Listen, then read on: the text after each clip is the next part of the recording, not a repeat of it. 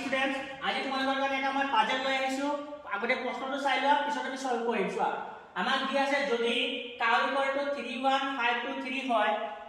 god equal to যদি 71520 হয় তেন্তে ডগ ইকুয়াল টু কি হ'ব আমাক উলিয়াব কৈছে হেতু কাৰণে তোমালোকে এই টেবুলটো মই অলপ লিখি ৰাখিছো তোমালোকে অলপ টেবুলটো চাই লোৱা পিছত তোমালোকে এনে সলভ কৰিব পাৰিবা চোৱা মই টেবুলত কি লিখি ৰাখিছো চোৱা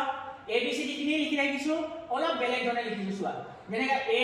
1 নম্বৰ আছে গতিকে A তলত মই 1 নম্বৰ লিখিছো B কিমান নম্বৰত আছে 2 নম্বৰত গতিকে B তলত 2 লিখিছো C 3 নম্বৰত আছে লিখিছো D 4 নম্বৰত আছে লিখিছো এনেকা কৰি মই যেনেকা J 10 নম্বৰত আছে 10 লিখিছো এনেকা কৰি মই M আছে 13 নম্বৰত গতিকে মই M ৰ ঠাইত M ৰ তলত মই 13 লিখিছো M ৰ পিছত মই অলপ U টাৰ্ন মাৰি দিছো মাৰিবা M ৰ তলত মই লিখিছো N লিখি মই 14 লিখিছো O 15 নম্বৰত আছে 15 লিখিছো P 15 নম্বৰত আছে এনেকা কৰি মই Z লৈকে লিখিছো Z আমাৰ 26 নম্বৰত আছে এটো কাৰণে মই Z ৰ তলত 26 টো লিখিছো তোমালোকে এইখিনি অলপ তাৰ পজিশন খিনি অলপ মনত ৰাখাৰ কাৰণে চেষ্টা কৰিবা যেনে T 20 নম্বৰত আছে তোমালোকে এনেকা মনত ৰাখাৰ কাৰণে অলপ চেষ্টা কৰিবা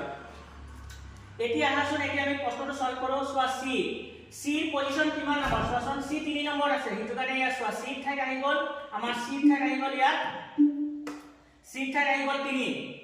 O কিমান নম্বৰ আছে সোৱাচোন ইয়া O আছে আমাৰ 15 নম্বৰত এই সোৱা O ঠাইত লিখা আছে আমাৰ 15 এই সোৱা 15 আৰু ডাবল ঠাইত লিখা আছে আমাৰ ডাবল ঠাইত লিখা আছে 23 এই সোৱা ডাবল পজিশন 23 গতিকে ডাবল ঠাইত আমি লিখিছো 23 সিমিলাৰলি একেদৰে G পজিশন সোৱা G 7 নম্বৰত আছে এই সোৱা হেতু কাৰণে G পজিশন 7 লিখা আছে O পজিশন 15 T পজিশন 20